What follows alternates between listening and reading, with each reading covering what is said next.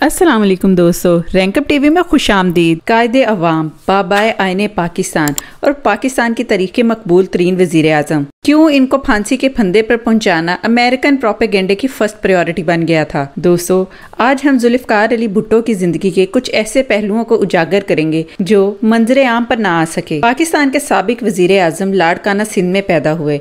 इनके वालिद sir Shah Nawaz Bhutto machine आला हुकूमत मुंबई में और जूनागढ़ की सियासत में दीवान थे। जुल्फ़िकार अली भुट्टो ने 1950 में बार्कले यूनिवर्सिटी कैलिफोर्निया से सियासत में ग्रेजुएशन की। 1952 में ऑक्सफोर्ड यूनिवर्सिटी से असूल कानून में मास्टर्स की डिग्री हासिल की। इसी साल मिडिल टेम्पल लंदन से बैरिस्ट्री का इम्तिहान भी पास किया। जुल्फ़िकार अली भुट्टो को ये इजाज़ भी हासिल है कि वो पहले एशियाई थे जिन्हें इंग्लिस्तान की एक यूनिवर्सिटी साउथहैम्पटन में बैनुल-अक़वामी कानून का उस्ताद मुकर्रर किया गया। कुछ अर्सा मुस्लिम लॉ कॉलेज कराची में दस्तूरी कानून के लेक्चरर रहे। 1953 में सिंध हाई कोर्ट में वकालत शुरू कर दी। भुट्टो जमहूरी हुकूमत में सदर पाकिस्तान सिकंदर मिर्जा के वजीर आजम फिरोज खान नून की काबीना में वजीर तजारत थे। अयूब खान भी 1954 से वजीर दफा के मुनसब पर फाइज थे। 1958 तो 1960 सदर अयूब खान की काबीना में वजीर तजारत, 1960 से 1962 वजीर अक़लियत अमूर कौमी तमीर नो और इत्तलात, 1962 से 1965 तक वजीर सनतो कुदरती वसाइल, जून 1963 से जून 1966 तक वजीर खारजा भी रहे।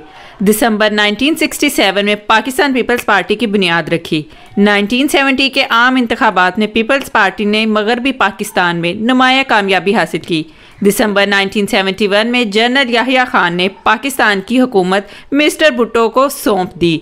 वो दिसंबर 1971 से 13 अगस्त 1973 सदर मुमलिकत के ओहदे पर फाइज रहे। पाकिस्तान की हिस्ट्री में जुल्फ़िकार अली भुट्टो वो वाहिद वजीर आजम हैं जिन्होंने पाकिस्तान डे यानी 14 अगस्त को नए आइन के तहत वजीर आजम का हल्फ उठाया।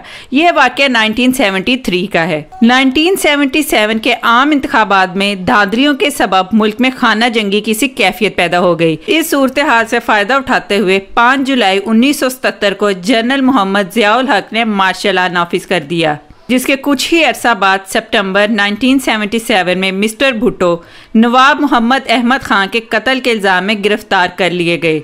18 मार्च 1978 को हाई कोर्ट ने उन्हें सजाए मौत का हुक्म सुनाया। 6 फरवरी 1979 को सुप्रीम कोर्ट ने हाई कोर्ट के फैसले की तौसीक कर दी। 4 अप्रैल को उन्हें रावलपिंडी जेल में फांसी पर लटका दिया गया। कहा जाता है फांसी से पहले ही भुट्टो की हालत इतनी खराब थी और वो इतने लागर हो चुके थे कि फांसी के फंदे तक लाने के लिए इन्हें स्ट्रेचर पर लाया गया और बाज लोगों का कहना है कि शायद उन्हें कोई स्लो पॉइजन भी दिया गया। 4 अप्रैल को भुट्टो की शहादत के साथ मंसूब करके सुबह सिंध में आम ततील होती है। जुल्फ़िकार अली भुट्टो की फांसी के मौका पर फैज अहमद फैज ने एक शेर कहा, दिया था सुबह मुसर्रत ने एक चिराग हमें, उसी को तुमने सरे शाम खो दिया लोगों।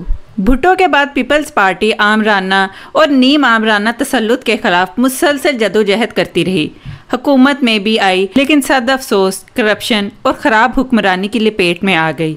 सियासी मसलहत के तहत स्टैब्लिशमेंट की लाइन इख्तियार करने पर तनकीद का निशाना बनी।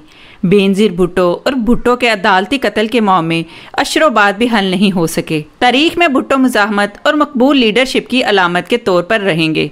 पीपल्स पार्टी अब भुट्टो की बजाय बेनज़ीर भुट्टो के विरसे को मानती है। भुट्टो दौर के जियाले तो मर खप गए, ये अब बूढ़े हो गए। ये हालात उन्हें लाताल्लुक बना दिया।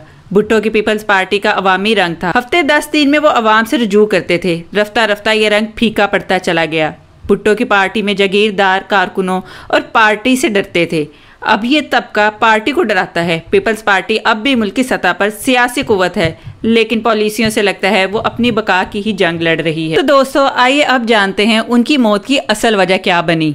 1 जनवरी 1974 को जुल्फ़िकार अली भुट्टो ने पाकिस्तान के बैंकों को अपनी कौमियत में ले लिया, जिसे आलमी बैंक कार कंट्रोल करते थे। इस वाक़ये के बाद भुट्टो को बहुत से थ्रेट्स मिलने लगे। जुल्फ़िकार अली भुट्टो ने काबीना के एक अहम इजलास के दौरान सब लोगों को उस खत के बारे में बताया जिसमें उनको हेनरी किसिंजर ने एक मैसेज भेजा था, और वो मैसेज कुछ यूं था, then we will make a horrible example of you. Bhutto का खत लहराने का ये वाक़या काफ़ी मकबूल हुआ, लेकिन सच तो ये है कि उसके कुछ ही अरसा बाद उन्हें फांसी के फंदे पर अपनी जान से हाथ धोने पड़े। हम में से बहुत से लोग जो उस वक्त अभी पैदा भी नहीं हुए थे, लेकिन उन्हें क्यों लगता है कि यह वाकया कुछ देखा देखा है।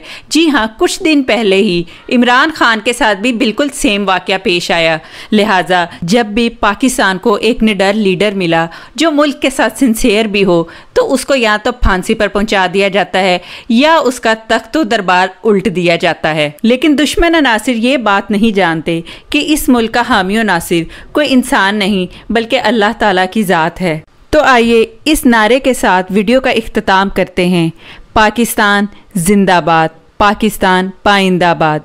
अल्लाह हाफिज़।